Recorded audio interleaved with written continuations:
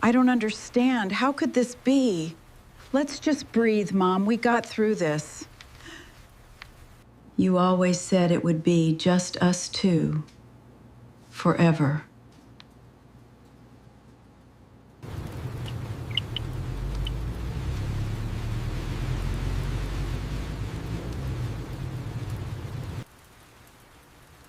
I only ever wanted to help. I know. I know now. Keep this wrap tight. It's cold out there. Thank you, June. He needs it. Always here for you, Melissa. Thank you, Nathan. We're here for you, Mom. It means a lot to finally understand. The hospital bill had 3 words stamped across it in blue ink, paid in full. June Callahan stared at those words beneath the fluorescent lights of St. Catherine Medical Center in Erie, Pennsylvania, with one hand resting on the edge of the billing counter and the other pressed flat against her purse, as if the old leather thing might somehow explain what her mouth could not. For 3 weeks, she had been preparing herself for the conversation no one wants to have after leaving a hospital. She had practiced asking about payment plans in the bathroom mirror. She had written numbers on the backs of grocery receipts. She had circled the amount in red, then folded the paper so she would not have to see it while making coffee in the morning. $47,000 had a way of sitting in a room before a person did. It waited on the kitchen table. It followed her to bed. It stood beside the pill bottles near the sink and whispered, not cruelly, but constantly, that getting better was sometimes only the beginning of another kind of trouble. But now the young woman behind the counter was looking at June with a careful smile, the kind people use when they are not sure whether good news will be believed. "Mrs. Callahan," she said softly, "there's no balance remaining." June blinked once. Then again, that can't be right. The woman turned the monitor slightly, though June could not make sense of the rows of codes and dates. It was paid this morning. By who? The question came out smaller than June intended. The young woman looked down at a note clipped to the file. The donor asked not to leave a name. Donor. June almost laughed, but it would have been the wrong kind of sound. Donors were for museums and churches and buildings with brass plaques by the door. June Callahan was a 63-year-old widow who still saved plastic butter tubs because good containers should not be thrown away. She lived on Maple Street in a house that needed new gutters, drove a 12-year-old Chevy with a passenger window that stuck in cold weather, and still clipped coupons even when the cashier behind her sighed. She was not the kind of woman strangers rescued. At least, she had never thought so. "There was something left for you," the woman said. From beneath the counter, she lifted a cream-colored envelope, thick and plain, with June's name written across the front in blue ink. Not Mrs. Callahan, not a hospital account number. June. Her fingers hesitated before taking it. Some part of her wanted to push it back and say there had been a mistake. Some part of her was afraid of owing gratitude to someone who knew too much. But the envelope was already in her hand, warm from the clerk's palm, and the name on it looked like it had traveled a long way to find her. June stepped away from the counter and moved toward the row of chairs by the window. Outside, late March rain tapped softly against the glass, turning the parking lot into a blur of headlights and gray sky. She sat slowly, the way people sit when their body has recently reminded them it is not as loyal as it used to be. For a moment, she only held the envelope on her lap. Then she opened it. Inside was no letter, no check stub, no business card, only an old photograph, its edges softened with age. June lifted it closer. At first, she saw only the faded colors. A diner booth, a window dark with snow, a woman in a waitress uniform standing beside a small table, a young mother with tired eyes, a boy in a red scarf, looking straight at the camera as if he had just been told he was allowed to stay warm. June's breath caught. The waitress in the picture was her. Not the June with silver in her hair and hospital paperwork in her purse, but the June from nearly 30 years earlier, when her hands moved quickly, her back did not ache, and she believed there was always enough coffee for one more person who needed it. She turned the photograph over. On the back, written in careful black pen, were 4 words. "You saw us first." June sat very still as the rain kept falling beyond the glass. She did not remember the boy's name. Not yet. But she remembered the scarf. She remembered the snow. And somewhere deep inside her, a door she thought had been sealed for years began to open. By the time June Callahan reached Maple Street, the rain had turned soft and steady, the kind that made every porch step look darker than it was. She sat in her parked Chevy for almost a full minute before turning off the engine. The cream-colored envelope rested on the passenger seat beside her purse, and the old photograph lay halfway out of it, face up, as if it had been waiting for her in that car for years. Her house looked the same as it always did after rain. Small, tired, still standing. The gutters sagged above the front window. A strip of paint curled away from the porch rail. The yellow light over the door flickered once, then steadied itself, stubborn as a match in wind. June knew people sometimes saw a house like hers and thought they understood the woman inside it. They saw the weathered steps, the leaning mailbox, the plastic grocery bags tucked under the sink, the coupons clipped neatly beside the phone. They did not see the years she had worked double shifts at the diner without forgetting a birthday. They did not see the sandwiches she had wrapped for neighbors who were too proud to ask. They did not see how many times she had sat at the kitchen table with a calculator and still found a way to keep the lights on. Hardship had lived with June, but it had never owned the deed. Inside, the house smelled faintly of lemon cleaner and old wood. She hung her coat by the door, placed her hospital folder on the table, and set the envelope beside the salt shaker. For a while, she did not touch it. She filled the kettle instead. She rinsed a mug that was already clean. She straightened the stack of mail by the toaster, then turned one bill face down because she could not bear another number looking at her. On the refrigerator, held by a magnet shaped like a red barn, was a photograph of her late husband, Alan, taken at Presque Isle one summer when the wind had ruined his hair and made him laugh. Beside it was a smaller picture of Rachel at 17, wearing a graduation gown and a smile that looked practiced. June touched that picture with 2 fingers before she sat down. The kitchen clock ticked above the stove, loud in the quiet. Only then did she slide the old photograph fully from the envelope. The diner. In the picture came back to her in pieces. The chrome napkin holders. The green vinyl booths. The smell of burned coffee near closing time. Snow pressed against the windows so thick the streetlights looked blurred and far away. June narrowed her eyes at the boy in the red scarf. He could not have been more than 8. Maybe 9. Thin shoulders. Serious face. A child trying hard not to need anything. The scarf around his neck was not his. It was hers. June looked toward the hall closet, where old coats and forgotten winter things still hung in a dark row. Her hand closed around the edge of the table. She had given that scarf away one winter night in Cleveland, before Erie, before the hospital, before widowhood settled into the spare bedroom like a guest who never left. She remembered the mother first. Not her name, not clearly, but the way the woman had held her purse with both hands, as if everything left in her life was inside it. She had ordered 1 cup of hot water and said they were waiting for a bus. June had known, even then, that some people said waiting when they meant running out of choices. The phone rang before the memory could open any wider.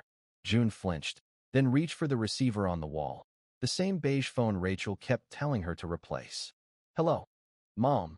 Rachel's voice came through tight and alert. Pittsburgh traffic hummed faintly behind her. "The hospital called me. Why did I have to hear from a billing clerk that your account was settled?" June closed her eyes. "I was going to call." "When?"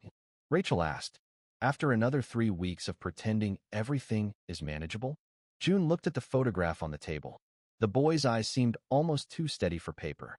"I did not know how to explain it." There was a pause. Then Rachel said, softer but no less hurt, "You never do. You let things get bad, and then you act like needing help is some kind of crime." June did not answer. She had raised Rachel to be strong, but strength had a way of sounding like accusation when it came through a phone line. "Who paid it?" Rachel asked. June traced the edge of the photograph with her thumb. "I do not know. That makes no sense." "I know. Was it someone from church?" "No, a charity?" "They did not say." Rachel exhaled, long and frustrated. "Mom, strangers always got the best of you." The words landed quietly, but they found the old bruise. June looked at her daughter's graduation picture on the refrigerator, then back at the boy in the scarf. For a moment, the kitchen seemed to hold 2 winters at once. One in Cleveland, when she had opened her hand to a mother and child with nowhere warm to sit. One in Erie, where her own daughter believed that every stranger June had helped had taken something from her family. June turned the photograph over again. "You saw us first." She did not know yet who had written those words. or why they had waited nearly 30 years to come back. But as the rain tapped against the window and Rachel waited on the line, June began to understand one thing. The photograph had not been left to explain the bill. It had been left to reopen the part of her life nobody in that house had ever truly heard. June held the receiver against her ear and listened to the silence between herself and her daughter, the kind of silence that did not mean nothing. It meant years. It meant school plays watched from the back row after the first song was already over. It meant dinners reheated under foil. It meant Rachel standing at the kitchen window as a teenager, watching her mother come home with tired feet and someone else's sorrow still clinging to her sleeves. June knew that silence. She had helped build it, one late shift at a time. "Rachel," she said, careful with the name, "I did not choose strangers over you." On the other end of the line, Rachel gave a small breath, not quite a laugh, and not quite a wound opening. "That is what you always say." June looked down at the photograph again. The boy in the red scarf seemed to stare past the camera, past the diner, past the old version of June standing beside him, as if he had known even then that memory could outlive explanation. "I know what it looked like," June said. "Do you?" Rachel asked. Her voice was not angry now. That made it harder. Anger had edges June could understand. Hurt moved like water. It found places that had. Never properly sealed. "Do you know what it felt like to be 8 years old and hear everybody in town call you sweet because you made soup for sick neighbors, because you brought casseroles to church widows, because you gave rides to women from the diner who missed the last bus?" Rachel paused. "And then at home, I was supposed to be proud of sharing you." June shut her eyes. Outside, a car passed through the wet street, tires whispering over puddles. The kitchen light hummed above her. She could see Rachel as a child in a yellow raincoat, sitting on the front steps with a spelling test in one hand, waiting for June to come home and sign it. She could see herself rushing up the walkway with her apron stuffed in her purse, apologizing before the screen door even opened. There were apologies that became so familiar they stopped sounding like love. "I was trying to do right by people," June said. "I know," Rachel answered. "That is the hardest part. You were not cruel. You were not selfish. You were good in a way that made it difficult to be mad at you." June pressed her thumb to the back of the photograph, over the words written there. "You saw us first. Maybe I thought if I helped enough people, the world would be gentler to you," June said. The line went quiet. That was the first honest thing June had said all evening, and both of them seemed to recognize it at the same time. When Rachel spoke again, her voice was lower. "The world was not gentler, Mom. It was just full of people who knew they could call you." June swallowed. She wanted to defend herself. She wanted to say there were nights when a warm meal mattered, when a ride home mattered, when noticing someone could be the difference between a person giving up on tomorrow and staying long enough to see morning. But she also knew Rachel was not asking about the world. Rachel was asking about the little girl who had needed her mother to notice the room she was already standing in. "There is a photograph," June said finally. "From Cleveland. From before we moved here." "What photograph?" "The one the person left at the hospital. You said they did not leave a name." "They did not." June turned the picture over again, studying the diner booth, the snow-dark window, the red scarf around the boy's neck. "But I think they left a memory." Rachel did not answer right away. June could hear a turn signal clicking faintly through the phone, then the muted sound of Rachel pulling her car to the side of a road. "What is in it?" she asked. June described the old diner slowly. She told her about the young mother with tired eyes, the little boy who sat too still, the scarf June had wrapped around his neck before they left. She did not make it sound noble. She did not add music to the memory. She simply told it as it came back to her, piece by piece, like taking dishes from a cabinet after years of thinking the shelf was empty. When she finished, Rachel was quiet so long June thought the call had dropped. Then her daughter said, "Was that the night you missed my winter concert?" June looked toward the refrigerator, toward the photograph of Rachel in her graduation gown, toward all the years neither of them had known how to name. "I think it was," she whispered. The rain softened against the windows. The old house seemed to hold its breath. June expected Rachel to hang up, or to say something sharp enough to close the door again. Instead, Rachel said, "Send me a picture of it." "Of the photograph?" "Yes." June looked at the boy in the red scarf. She did not yet know that he had grown into a man sitting alone in a parked car 3 miles away, holding his own copy of that same picture. She only knew that for the first time in years, her daughter was asking to see something June had carried alone.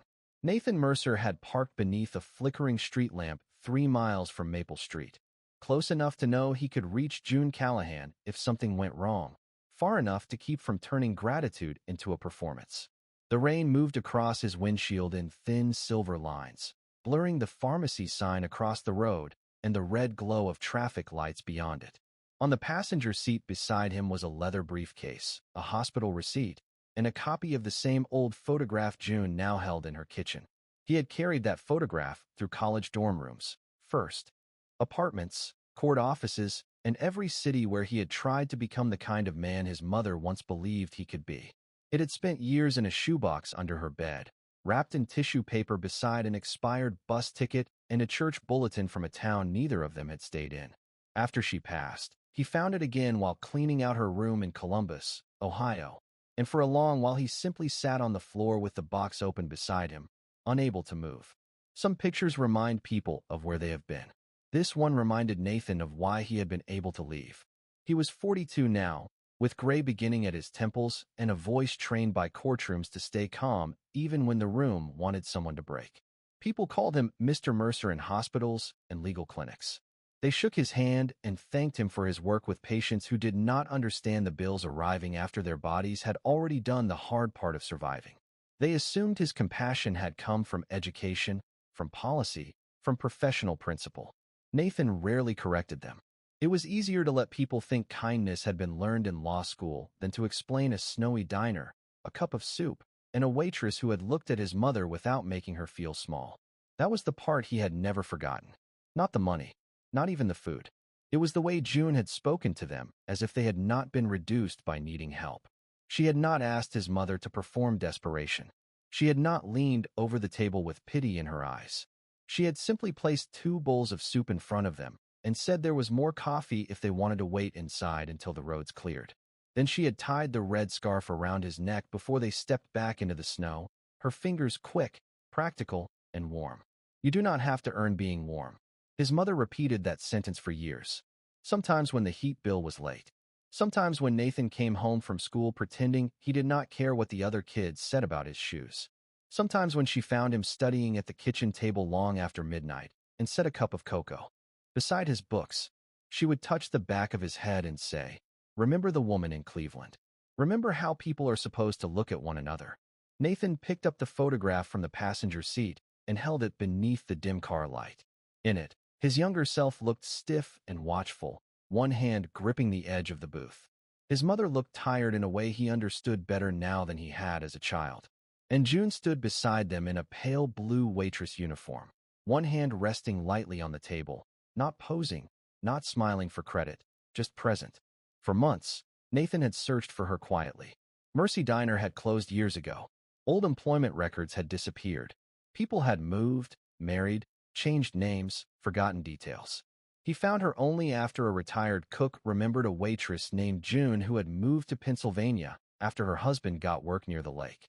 By the time Nathan confirmed the address, June Callahan was in St. Catherine Medical Center, arguing politely with a billing office about what she could pay each month. He had seen her only once before paying the bill. She had been sitting near a window in a hospital robe, folding and unfolding a paper napkin while a nurse explained discharge instructions. She looked smaller than the woman in the photograph, but not weaker. That mattered to him. He did not want to arrive like a savior. His mother would have hated that. So he paid the balance, left the envelope, and told the clerk not to give his name. Gratitude, he had learned, could become heavy when delivered too loudly. Still, as his phone lit up on the seat beside him, Nathan felt his hand tighten. The message was from an unknown number. A photograph appeared on the screen. It was not his copy. It was June's kitchen table, June's old salt shaker, June's hand visible at the edge of the frame. Beneath it was a question written by someone else, probably her daughter. "Who are you?" Nathan looked out through the rain toward the direction of Maple Street. For 28 years, he had known what June had done for him. But he had not known, until that moment, what her kindness might have cost someone waiting for her at home. The winter of 1998 came into Cleveland like it had something to prove. Snow gathered along the curbs in gray ridges, buses ran late, and the wind off Lake Erie pushed through coat, seems as if it knew exactly where a person was tired. At Mercy Diner, 2 blocks from the Greyhound station, the windows fogged every night from the heat of the grill and the breath of people waiting for somewhere else to open. June Callahan was 35 then, with dark hair pinned badly at the back of her head, a pale blue waitress uniform, and a pair of white sneakers that had stopped being comfortable sometime around Thanksgiving. She had been on her feet since 6 that morning. First breakfast rush, then lunch, then the quiet stretch of afternoon when old men nursed coffee and read the sports page as if the Browns might apologize from the headlines. She should have been home by 7. Rachel had a winter concert at school, and June had promised, truly promised, that this time she would not miss the first song. But another waitress called in sick, the roads got worse, and the manager looked at June the way tired managers look at dependable women, as if reliability were not a virtue but a resource to be used until it ran thin. By 8:30, June was wiping down the counter and watching snow blow sideways past the glass. She had already called Alan once. He had said he understood, but his voice had carried the kind of understanding that had been asked to stretch too far. In her apron pocket was a small folded program Rachel had brought home that morning, her name printed under the 4th grade chorus. June touched it each time she reached for her order pad. Near 9, the diner bell over the door gave a weak jingle. Most people came in loud from the cold, shaking snow from their shoulders, complaining before they even sat down. The woman who stepped inside did none of that. She entered quietly, with one hand on the door and the other resting on the back of a boy who stood close beside her. The boy was small for his age, maybe 8, wearing a coat too light for the weather and shoes darkened by melted snow. He did not cry. He did not ask for anything.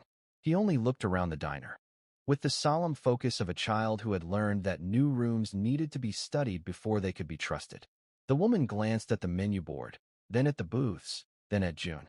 "Just hot water, please," she said. Her voice was polite, almost practiced. "We are waiting for a bus." June had heard that kind of sentence before. The words were ordinary, but the spaces around them were not. Waiting for a bus could mean a ticket was already in a purse.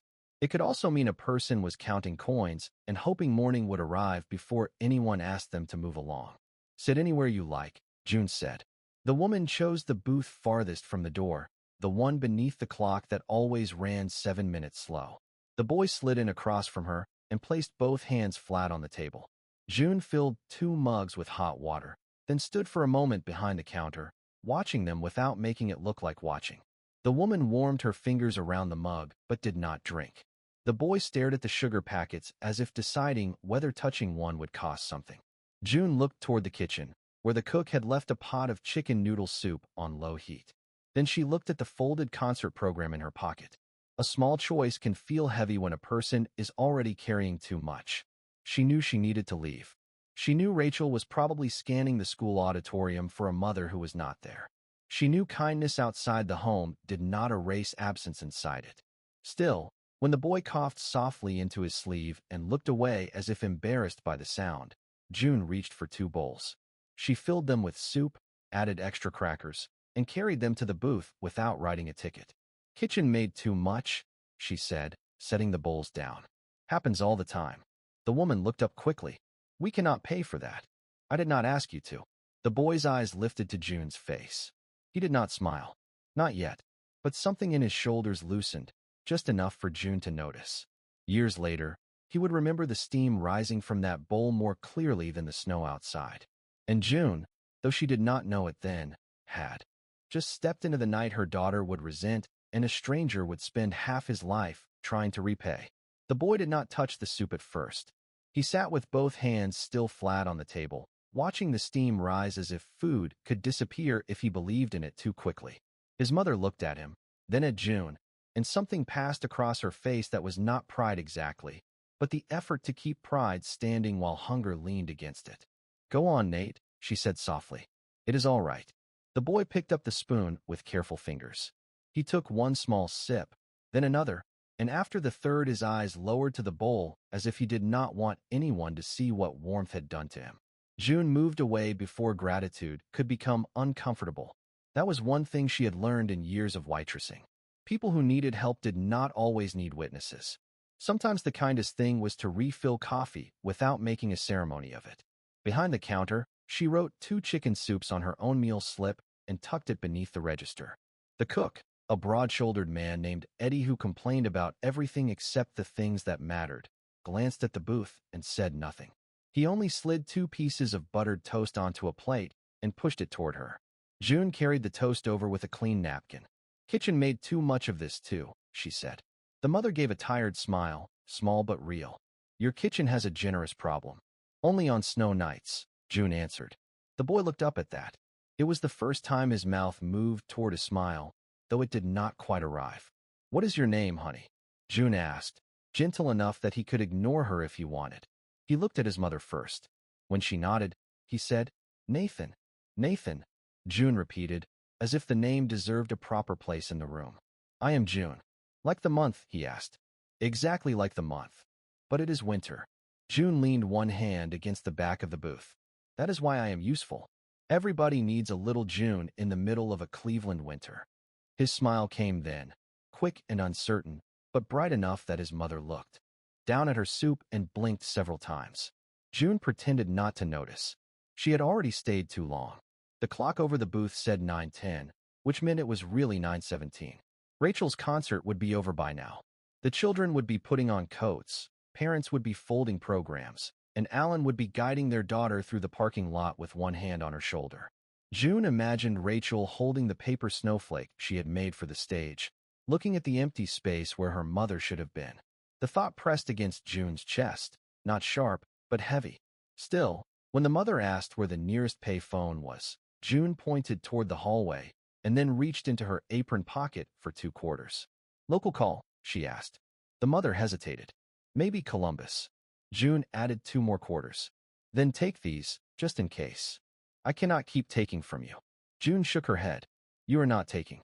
You are getting through a hard night." The woman closed her hand around the coins. "My name is Melissa," she said, almost as if offering the only thing she could afford. June nodded. "Nice to meet you, Melissa." While Melissa made the call, Nathan remained in the booth with his soup and toast. June wiped the next table, keeping close without hovering. After a while, he said, "Are we in trouble for sitting here?" June paused, cloth in hand. His question was quiet, but it carried the weight of having been asked in other places by other faces. "No," she said. "Not with me." He looked toward the hallway where his mother had gone. "Sometimes people get mad when you stay too long." June folded the cloth once, then set it on the table. "Then those people have forgotten what cold feels like." Nathan considered that seriously. "Do you forget?" "I try not to." She reached for the red scarf hanging on the hook beside the register. It was not expensive, just soft wool, the kind Alan had bought her from a church sale because he said the color made her look less tired. She wrapped it once around Nathan's neck when he stood to look for his mother, tucking the end into his coat with the practical tenderness of someone who had dressed a child in a hurry many times before. "You do not have to earn being warm," she said. Nathan looked at her as if she had handed him a sentence he did not yet know how to carry. From the hallway, Melissa returned with wet eyes and a steadier voice. Her cousin in Columbus had answered. There was a bus leaving before midnight. Eddie came out from the kitchen then, holding an old Polaroid camera he had bought from a customer the week before and had been showing off all evening. "Since everybody looks like they survived the storm," he said, "stand still." June started to wave him off, but Melissa touched her sleeve. "Please," she said, "I want him to remember this." So June stood beside the booth, Nathan in the red scarf, Melissa with one hand resting on her son's shoulder, and for one bright second the diner flashed white. None of them knew the photograph would outlive the diner, the storm, the debt, the resentment waiting at home, and nearly 30 years of silence. They only knew that for a moment, in a booth beneath a slow clock, 3 people had been seen. The Polaroid took its time becoming a memory. Eddie waved it once, then twice, though June told him that did not really help, and the 3 of them watched the blank square slowly gather shapes beneath the diner lights. First came the window dark with snow, then the edge of the booth, then Melissa, thinner than she wanted anyone to notice, one hand resting on Nathan's shoulder. Then Nathan himself, wrapped in June's red scarf, staring at the camera with the serious eyes of a boy who had not yet decided whether the world could be trusted. Last came June, standing beside them in her pale blue uniform, one hand still holding a coffee pot, as if kindness had interrupted her in the middle of work. Eddie handed the photograph to Melissa. "There," he said. "Proof you made it through Cleveland." Melissa looked at the picture for a long moment before sliding it carefully into the inside pocket of her coat. "Thank you," she said, but she was not looking at Eddie when she said it. She was looking at June. The bus station loudspeaker could be heard faintly from down the block when the diner door opened again. A driver stepped inside to warm his hands and announced that the Columbus bus would board in 10 minutes. Melissa stood too quickly, then steadied herself against the table. June reached for the check that did not exist and tore a blank page from her order pad. On it, she wrote the address of a women's church shelter near the Columbus terminal and the name of a woman who sometimes answered the office phone after hours. "Just in case your cousin is not there right away," June said. Melissa folded the paper as if it were something official.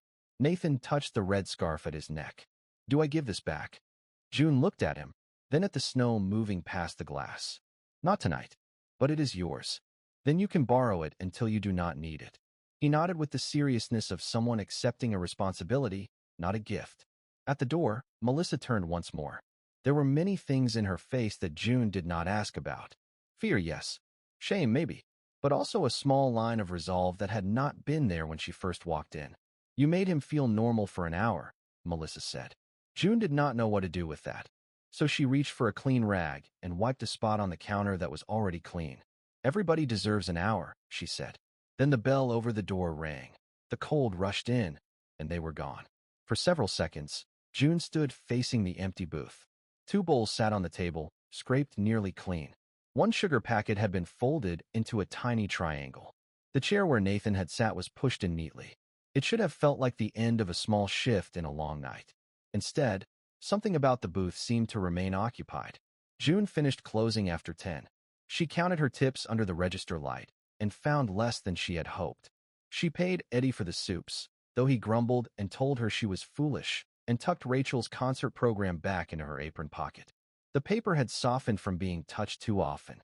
Outside, the snow had eased, but the roads were slick and shining under the streetlights. By the time June reached home, the house was dark except for the lamp over the stove.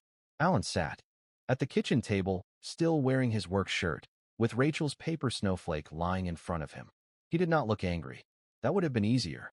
He only looked tired in the way people look when they have defended someone all evening and are not sure they can keep doing it. "She asked for you after the second song," he said. June took off her coat slowly. Her neck felt bare without the red scarf. "I tried to get there." "I know." Those 2 words should have comforted her. Instead, they made the room feel smaller. June walked down the hall to Rachel's room and opened the door just enough to see her daughter asleep with her face turned toward the wall. On the dresser sat a paper crown dusted with silver glitter. June stepped inside and placed the folded program beside it. For a moment, she thought about waking Rachel, explaining the storm, the diner, the mother, the boy, the bus to Columbus. But children should not have to compete with strangers for the truth. So June only tucked the blanket around her daughter's shoulder and whispered, "I am sorry, baby." Rachel did not move. Years later, June would remember the empty booth and her daughter's turn back as part of the same night. She had helped one child leave the cold and come home to find another waiting in a different kind of weather.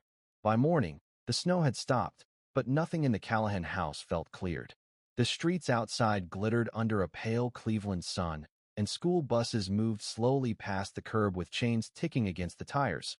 But inside the kitchen, Rachel ate toast without looking at her mother. She was 8 years old, too young to understand hospital bills, bus stations, women counting coins, or the way a diner booth could become shelter for 1 hour. But she was old enough to know which chair had been empty at the winter concert. She was old enough to know that when she had searched the audience, her father had smiled with his whole face to make up for the one face missing beside him. June stood at the stove, turning scrambled eggs that no one had asked for. "I heard you sang beautifully," she said. Rachel pushed a crumb across her plate with one finger. "Daddy said you would say that." Alan looked up from his coffee, and the quiet warning in his eyes was not for Rachel. It was for June. "Do not make her comfort you." June set the spatula down.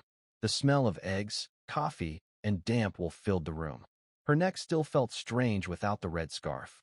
She had reached for it twice that morning before remembering Nathan's small hands touching the wool, the way he had asked whether he should give it back. At the table, Rachel noticed. Children notice what adults think they have hidden. "Where is your scarf?" she asked. June touched the bare place at her collar. "I lent it to someone." "Who?" "A boy who was cold." Rachel looked at her then, finally. Her eyes were not hard. That would come later. That morning, they were simply confused. "But Grandma gave you that scarf." "Your father bought it at the church sale," June said gently.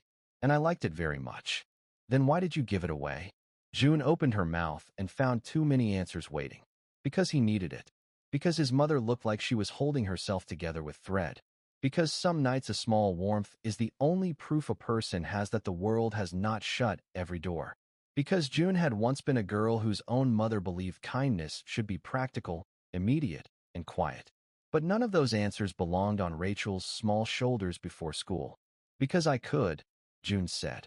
Rachel lowered her eyes back to her plate. "You missed my solo." The room went still. June had known this was coming, but knowing did not soften it. "I am sorry." Rachel nodded once, not forgiving, only hearing. Alan folded the newspaper he had not been reading. "Rachel, get your backpack." The child slid from the chair and walked down the hall. A moment later, her bedroom door opened and closed. June stayed by the stove, one hand resting on the counter. Alan came beside her and turned off the burner. For a while, neither spoke. Marriage was full of those pauses, places where love had to decide whether to accuse or endure. "You did a good thing last night," he said finally. June looked at him. "Then why does it feel like I failed?" Alan rinsed Rachel's plate under the faucet, though it was almost clean. "Because two things can be true." That sentence stayed with June longer than she wanted it to. For days afterward, Rachel moved around the house with careful politeness. She did her homework. She answered questions. She kissed her father goodnight and allowed June to touch her hair only when she thought she was asleep. June tried to explain once, standing in the doorway with a folded towel in her hands, but Rachel only said, "It is all right, Mom," in a voice that meant it was not. So June stopped explaining. She went back to work. She packed lunches. She signed spelling tests.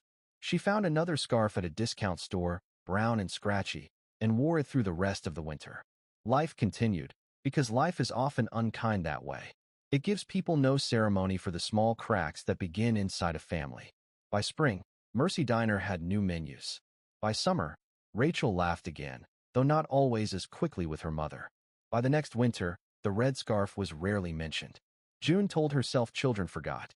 But children do not always forget. Sometimes they store pain in quiet places and grow around it.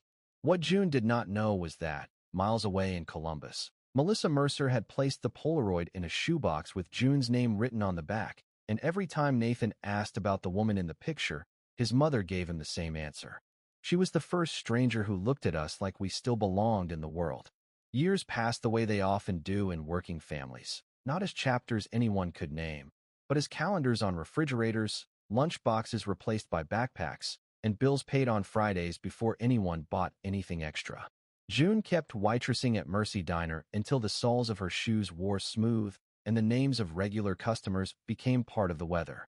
Rachel grew taller, quieter, sharper in the way daughters sometimes become sharp when they're trying not to need too much.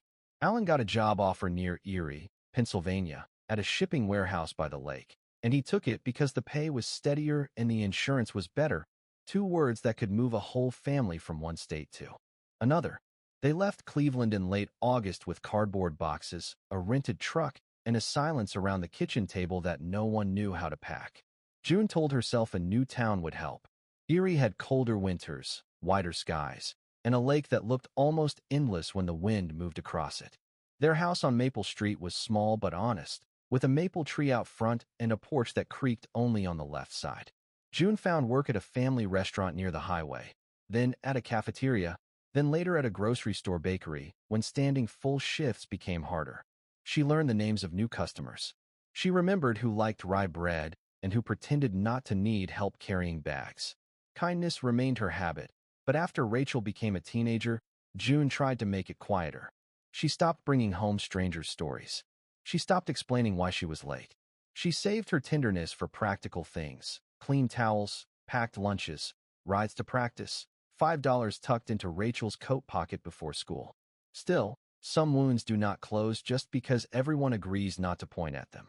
Rachel loved her mother, but she trusted distance more.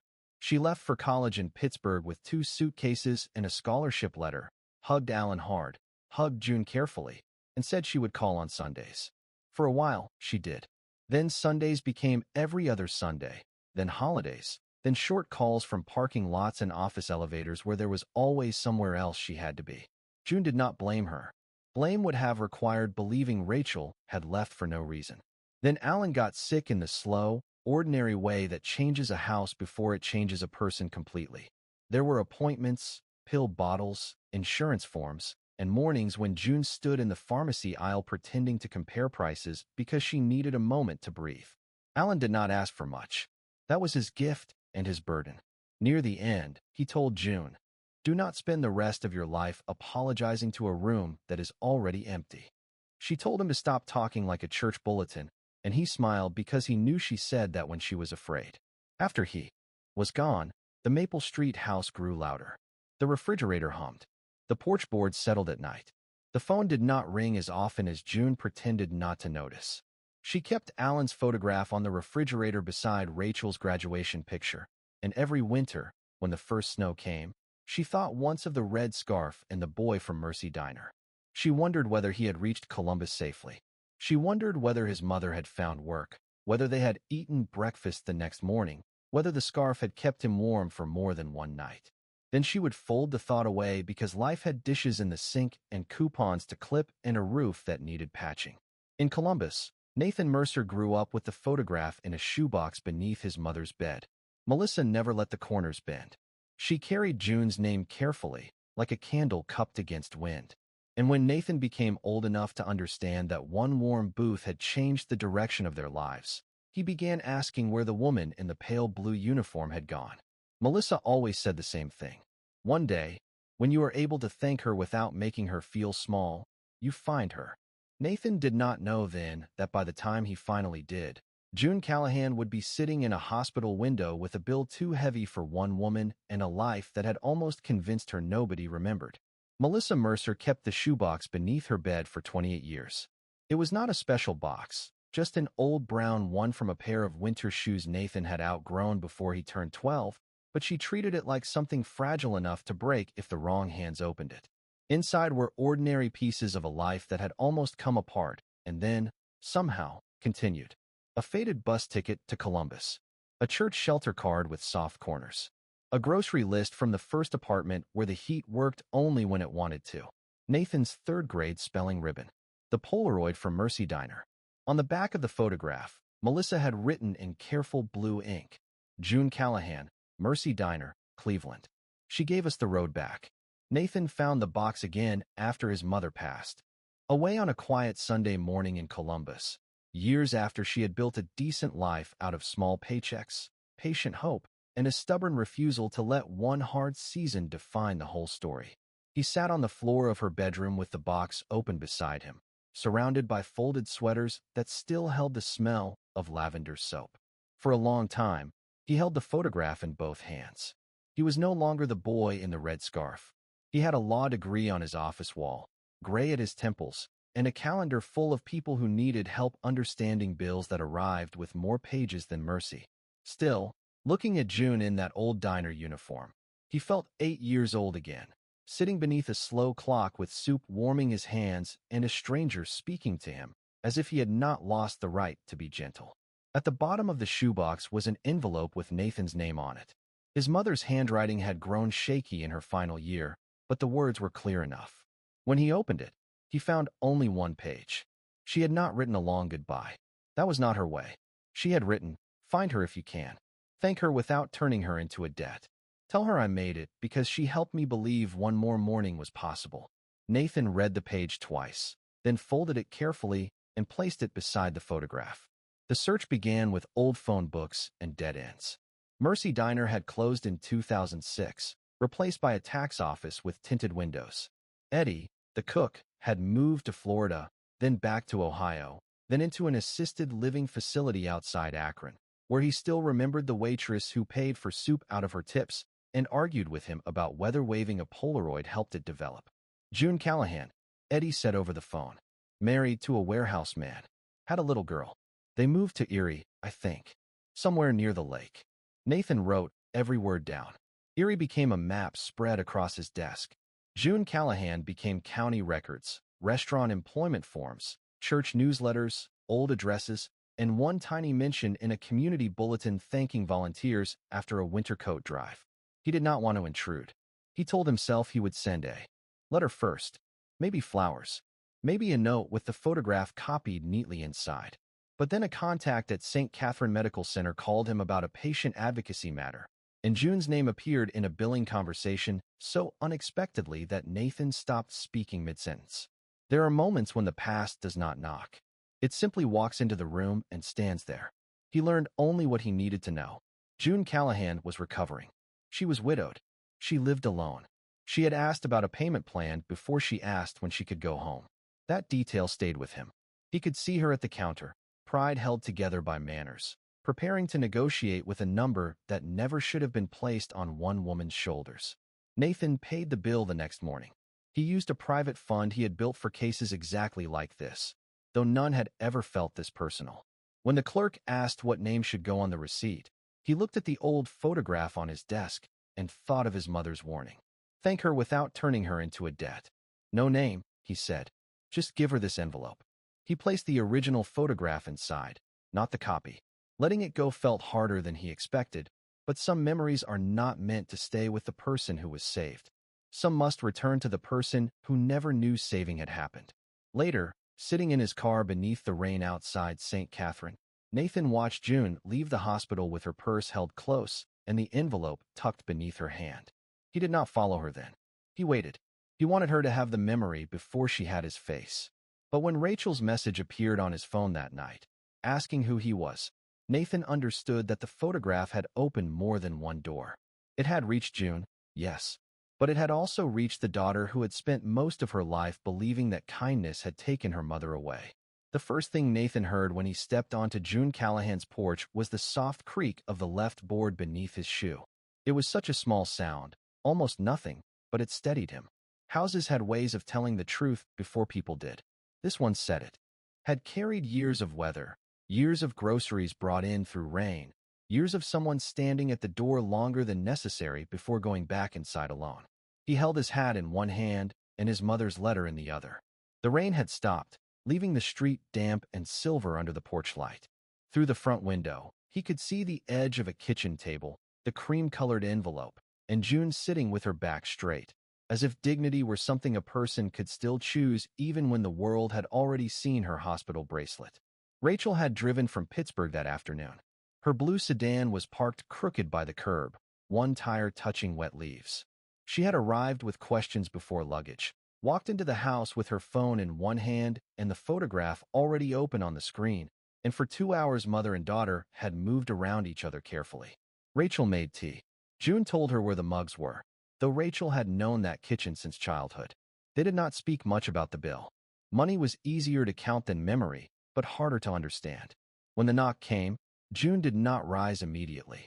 Her hand moved to the photograph on the table. Rachel looked toward the hallway, then back at her mother. Do you want me to answer it? June shook her head. No, she said. If this is my past, I should open the door myself. She walked slowly, one palm brushing the wall for balance. Not because she was weak, but because the body remembers hospitals longer than the mind wants to admit. When she opened the door, Nathan saw recognition try and fail. Her eyes searched his face for the boy in the booth, for the red scarf, for the child beneath the man. He did not rush her. Some truths needed to arrive without being pushed. Mrs. Callahan, he said. His voice almost held. Almost. My name is Nathan Mercer. June's fingers tightened around the doorframe. Behind her, Rachel stood at the edge of the living room, arms folded, guarded but listening. Nathan, June repeated. The name moved through the doorway like a match struck in a dark room. Nate. He nodded once. I was the boy in your scarf. June closed her eyes. For a moment, and when she opened them, the years had shifted. Not disappeared. Shifted. The man on her porch was tall, composed, dressed in a dark overcoat that still held rain at the shoulders. But now she could see the small boy beneath him, sitting at a diner booth with both hands flat on the table, trying not to want the soup too badly. You paid my bill, she said. It was not a question. Nathan looked down at the hat in his hand. Yes, ma'am. Why? The word was gentle, but it carried more than confusion. It carried fear of being pitted, fear of being handled, fear that gratitude might arrive dressed as shame. Nathan understood that fear. His mother had lived with it. He reached into his coat pocket and took out the folded page. My mother asked me to find you, he said. But she also told me not to make you feel small. June stepped back then, not fully inviting him yet, but making room. Nathan entered the house as quietly as a person can enter a sacred place. He did not look around too much. He did not comment on the peeling paint by the hallway or the stack of medical papers near the lamp. He simply followed June to the kitchen, where the old photograph waited between 3 chairs. Rachel stayed standing. You are the person who sent the picture, she said. I returned it, Nathan answered. That word changed something in the room. Returned. Not displayed. Not used. Returned. June sat down slowly. Nathan placed his mother's letter on the table, but did not unfold it yet. His hand rested near the photograph, close to the image of a boy he had once been. My mother's name was Melissa, he said. You met her on a snow night in Cleveland. She used to say she went into that diner because she had nowhere else warm enough to think. June brought one hand to her mouth, not to hide tears, but to hold herself still. Did she make it to Columbus? Nathan smiled, and that smile held a whole life inside it. She did. She got a job at a laundry first, then a clinic. Then she became the woman everyone in our building called when they did not know how to fill out a form or calm a scared child or stretch. Dinner for one more person. He looked at June. She became that because someone had shown her how. Rachel looked down at the table then, at the photograph she had blamed without understanding. For the first time, she noticed her mother's hand in the picture, not dramatic, not heroic, just resting near the edge of the booth, close enough for a frightened boy to know someone was there. Nathan unfolded the letter and slid it toward June. She wanted you to know that she did not forget. Neither did I. June did not pick it up right away. Her eyes moved to Rachel, and Rachel's face had changed in a way June could not name yet. Softer, maybe, or simply less certain of the old story she had carried. Outside, water dripped from the porch roof in slow, patient beats. And inside that small kitchen on Maple Street, the photograph was no longer only proof of what June had given away. It was becoming proof of what had quietly survived. June read Melissa Mercer's letter at the kitchen table with both hands resting on the paper, as if the page might tremble if she did not steady it. The handwriting was uneven, but every word carried the careful weight of someone who had waited years to say only what mattered. Melissa wrote about the night in Cleveland without making it larger than life.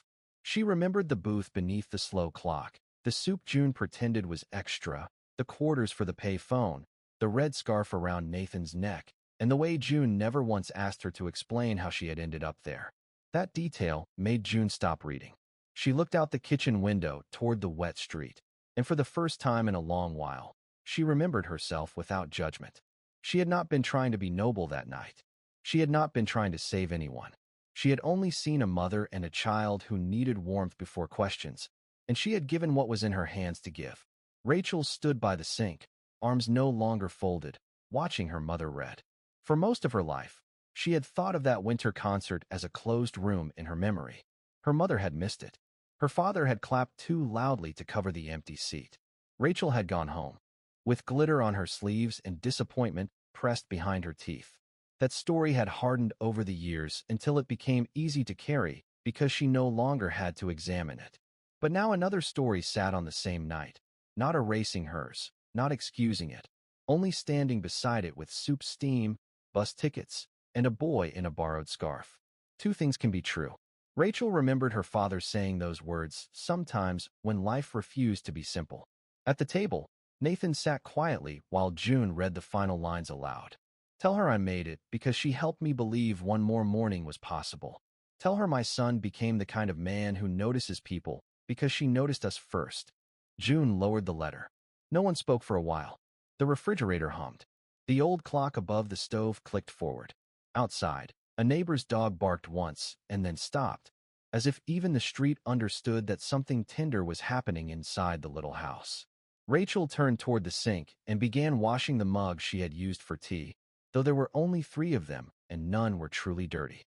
She needed something to do with her hands. June recognized that. It was a family habit, passed down without ceremony. When feeling became too large, the Callahans cleaned something small.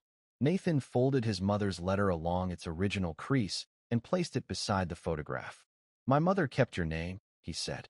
"Not because she wanted to owe you forever. Because she wanted me to know that a stranger could change the temperature of a life without ever knowing the rest of the story." June looked at him, then at Rachel. "I should have told you," she said. Rachel dried a mug slowly. "Maybe, but I also think I only knew how to hear the part that hurt me." June's eyes softened. That was not forgiveness wrapped in a bow. It was something quieter, more honest, and therefore more possible. "You were a little girl," June said. "You should not have had to understand everything." Rachel set the mug down. "And you were trying to hold more than one kind of cold at the same time." The sentence moved through June gently, but it found a place no apology had ever reached. She looked back at the photograph. Her younger self stood there in the diner, unaware that one hand extended toward a stranger could cast a shadow all the way into her daughter's life. Rachel came to the table and sat beside her mother. Not across, beside. For a moment, she studied the picture the way she might study an old map. Then her eyes narrowed slightly. "Mom," she said, "did you ever replace that scarf?" June glanced toward the hallway. "I bought a brown one that winter." "That is not what I asked." Nathan looked from Rachel to June. June's fingers touched the edge of the letter. In the hall closet, behind old coats and a box of Christmas candles, there was a small cedar chest Alan had given her one anniversary because he said she kept memories in paper bags and deserved better. Inside it were things she had not shown anyone in years. Rachel's concert program from that winter. The paper snowflake with silver glitter. A church bulletin from Alan's funeral. And something she had kept folded in tissue, though it was not the original scarf. It was a small red piece of wool that had once frayed from the end before she gave it away. A threadbare scrap she had found in her coat pocket the next morning and could never bring herself to throw out. June pushed back her chair slowly. "There is something in the closet," she said. "I did not think it mattered anymore." Rachel reached for her hand before she could stand alone. Nathan rose too, not to lead, but to follow. And as the three of them walked toward the hallway, the old photograph remained on the kitchen table, holding the moment before the past gave back its final piece. The cedar chest sat on the top shelf of the hall closet beneath a folded quilt and a box of Christmas candles that had not been lit since Alan was alive. Rachel pulled it down carefully, both hands under the sides, while June stood beside her with one palm against the wall. Nathan waited a few steps back, giving them the small privacy that families sometimes need, even when a stranger has already become part of the room. The brass latch stuck at first. It always had. June pressed it with her thumb, and the lid opened with the soft wooden sigh. Of things kept too long in the dark. Inside were pieces of a life that had never seemed important enough for anyone else to save. Rachel's winter concert program, its paper yellowed at the edges.